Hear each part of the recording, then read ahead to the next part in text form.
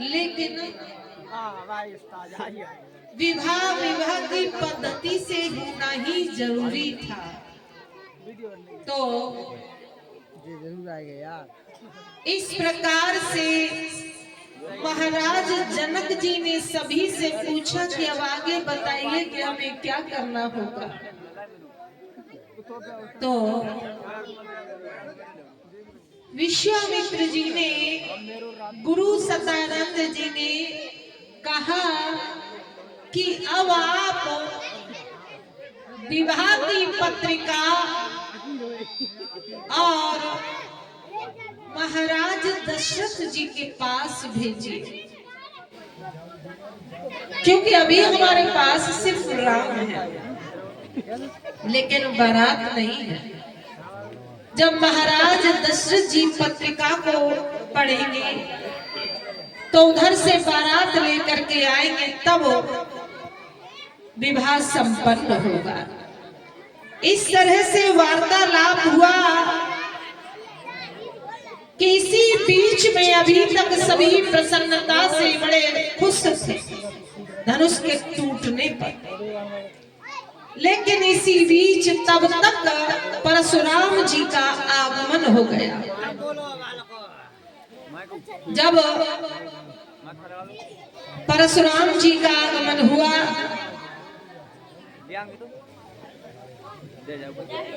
अभी तक सभी प्रसन्न थे, लेकिन जैसे ही अचानक परशुराम जी पधारे, चेहरे का रंग सबके का बदल गया। दौड़ दौड़ करके सभी आने लगे, प्रणाम करने लगे। महाराज जनक जी ने प्रणाम किया, सीता जी से प्रणाम करवाया। विश्वामित्र जी आए, राम लक्ष्मण जी से प्रणाम करवाया। एक एक करके सभी ने प्रणाम किया। तो बाद में परशुराम जी कहने लगे कि जनक, ये इतनी भीड़ भाड़ कैसी है आपके राज्य में, इस सभा में इतनी भीड़ भाड़। तो जनक जी ने कहा कि हमने जानकी जी के स्वयंवर की तैयारी की, उसी में इतनी सभी देश के राजा एकत्रित हुए और हमने ये प्रतिज्ञा की थी कि जो भी शिव जी का ये विशाल धनुष तोड़ेगा, जानकी जी उसी के गले में वरमाला पहनाएंगे। जैसे ये सुना, वैसे ही परशुराम जी के क्रोध का पारावार नहीं रहा, बड़े क्रोधित हो गए। जैसे ही धनुष के दो टुकड़े देखे, क्रोध के आवेश में भर करके परशुराम जी कहने लगे, रे जनक, तूने इस स्वयंवर के लिए शिव जी का विशाल धनुष तोड़ा दिया। किसने तोड़ा है ये धनुष? उसे शीघ्र ही हमारे सामने लेकर के आओ। अभी तक सब दुख मना रहे थे कि हमसे धनुष टूट जाता तो जानकी जी का विवाह हमारे साथ में हो जाता, लेकिन अब जब परशुराम जी पूछ रहे हैं कि धनुष तोड़ा किसने है, उसे हमारे सामने लेकर के आओ। तो जितने भी राजा दुखी थे, अब वो कहने लगे कि ये तो अच्छा ही रहा कि धनुष हमसे नहीं टूटा। अगर धनुष हमसे टूट जाता तो अभी हम भी टूट जाते, क्योंकि परशुराम जी जिंदा नहीं छोड़ते। परशुराम जी का सहज देखने का स्वभाव ही ऐसा है कि जिसकी तरफ देख ले उसे ऐसा लगता है कि दिन पूरे हो गए। अब तो सबकी हालत खराब है। कुछ राजा तो कहने लगे, हमें तो पता था पहले ही कि जो आफत आएगी, इसीलिए तो हमने धनुष नहीं तोड़ा, न तो हम तो 1 मिनट में तोड़ दे। हमने जानबूझ के नहीं तोड़ा कि धनुष टूटा और परशुराम जी आए। अभी तक जब दुख मना रहे थे ना, कोई खुशी मना रहे हैं कि भगवान तुमने बहुत अच्छा किया कि हमसे धनुष नहीं टूटा, बड़े प्रसन्न। महाराज जनक जी से कहा कि शीघ्र बताओ कि ये धनुष किसने तोड़ा है। अदृश्य बोले, वचन कठोर, बड़े क्रोध में बोले, कठोर वचन। कहा कि जल्दी बताओ कि ये धनुष किसने तोड़ा है। नहीं तो जहां तक तुम्हारा राज्य है जनक, वहां तक की पृथ्वी को मैं पलट दूंगा। शीघ्र बताओ। जैसे ये कहा सभी भयभीत हो गए। अब जनक जी परशुराम जी के क्रोध को भली बात जानते हैं, इसलिए जानबूझ के राम जी का नाम नहीं बता रहे, क्योंकि उन्हें मालूम है कि परशुराम जी कितने क्रोधी हैं। तो राम जी ने देखा सभी भयभीत हैं, तो राम जी ने आगे बढ़कर के हाथ जोड़ करके कहा कि घबराइए नहीं, और कहा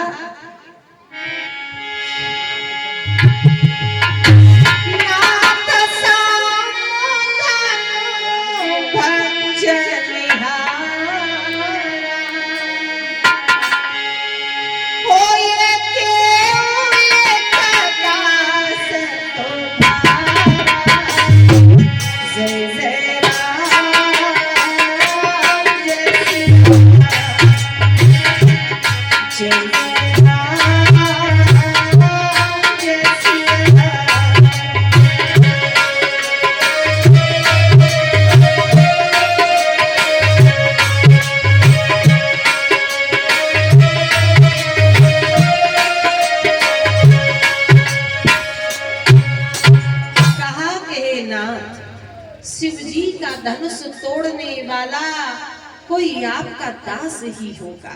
कहिए क्या कहना चाहते हैं। यह सुनकर के परशुराम जी क्रोध में कहने लगे कि शिव जी का धनुष तोड़ने वाला हमारा सेवक हो ही नहीं सकता। सेवक वो होता है जो सेवक जैसे कार्य करे। तुमने तो खुद ही लड़ाई वाले कार्य करिए हैं, तो तुम्हें सेवक कैसे कह सकते हो। इस प्रकार से कहा और कहा कि शिव जी का धनुष तोड़ने वाला मेरा सहस्बाहु की तरह मेरा शत्रु है, सेवक नहीं हो सकता। इस प्रकार से कहा तो उसी समय ये वचन सुनकर के लक्ष्मण जी हंसने लगे और लक्ष्मण जी कहने लगे कि इस धनुष पर कुछ ज्यादा ही ममता है लगता है आपकी। भैया ने कुछ ज्यादा साहस भी नहीं किया, छूटे टूट गए। और आप हो कि धनुष क्या टूटा, तुम तो खुद ही टूटे जा रहे। और मुस्कुरा के लक्ष्मण जी बोले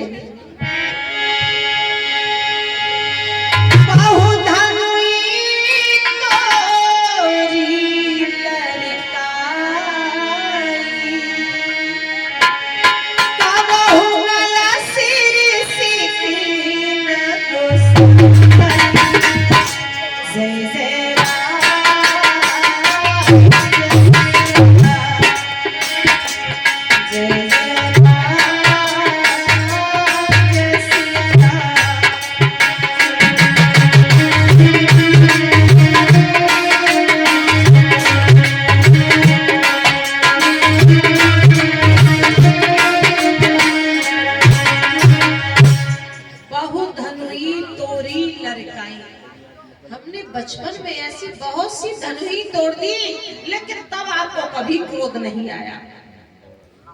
और क्रोध आ गया परशुराम जी को कि धनुही कह रहे हो, शिव जी का धनुष किसी धनुही के समान नहीं है, विशाल धनुष। लखनलाल जी कहने लगे, लखन कहा हमारे समझ में सारे धनुष धनुही के समान है, इसमें कुछ अलग से नहीं था।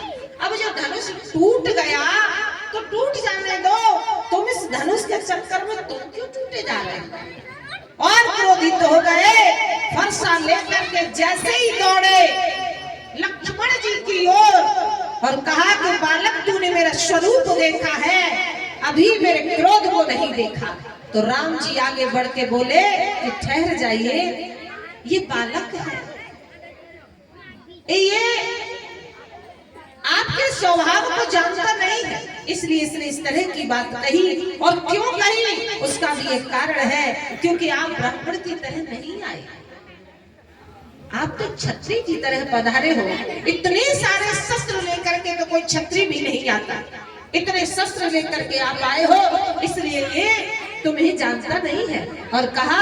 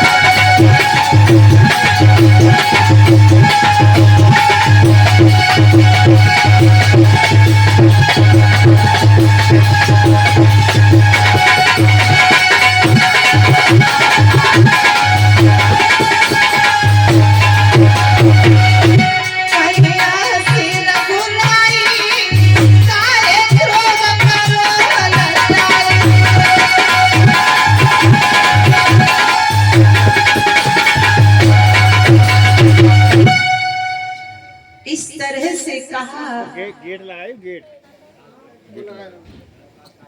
कि आप किसी ब्राह्मण की तरह आते तो लखन आपसे कभी इस तरह की बात नहीं करते। अगर इस तरह से लखन आपसे कुछ कह रहे हैं तो कहीं ना कहीं आपका ये जो रूप है, इस समय आप एक क्षत्रिय की तरह पधारे, ब्राह्मण की तरह नहीं। और ब्राह्मण सदैव हमारे पूजनीय रहे हैं। हमने हमेशा ब्राह्मणों को सर झुकाया, इसलिए समझा के कहा इतना ही नहीं, हम करें ब्राह्मणों की सेवा,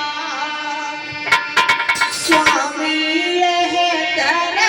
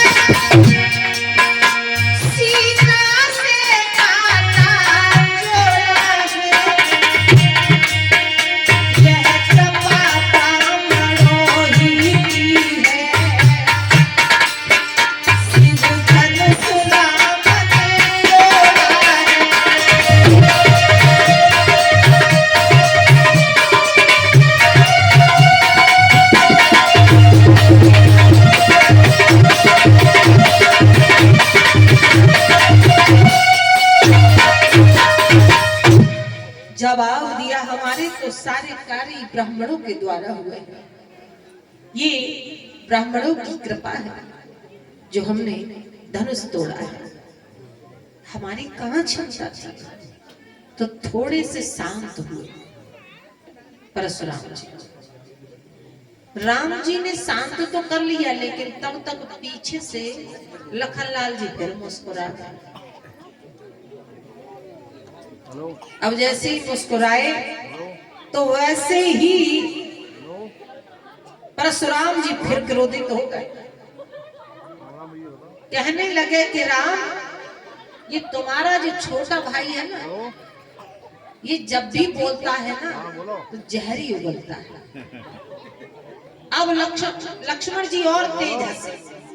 लक्ष्मण जी के हंसने का तात्पर्य ये था कि आप हम तक तो ठीक पहुंच गए, क्योंकि शेषनाग के मुख में जहर नहीं होगा तो क्या होगा। लेकिन हम तक तो सही पहुंचे, लेकिन अगर शेष पर शयन करने वाले को भी पहचान जाए तो सारे झगड़े ही खत्म हो जाए। शेष तक तो ठीक पहुंचे, लेकिन शेष पर शयन करने वाले तक नहीं पहुंच पाए, इसलिए मुस्कुरा। तो परशुराम जी कहने लगे कि राम, तुम्हारे अनुरूप ये तुम्हारा भाई है ही नहीं। जब ये कहा ना, तो उसी समय राम जी ने थोड़ी सी तिरछी नजर करके लखन जी को इशारा किया कि लखन रुक जाओ। लखन तुरंत चुप हो गए। राम जी ये बताना चाह रहे थे परशुराम जी को कि लक्ष्मण के अलावा हमारे अनुरूप कोई दूसरा हो ही नहीं सकता।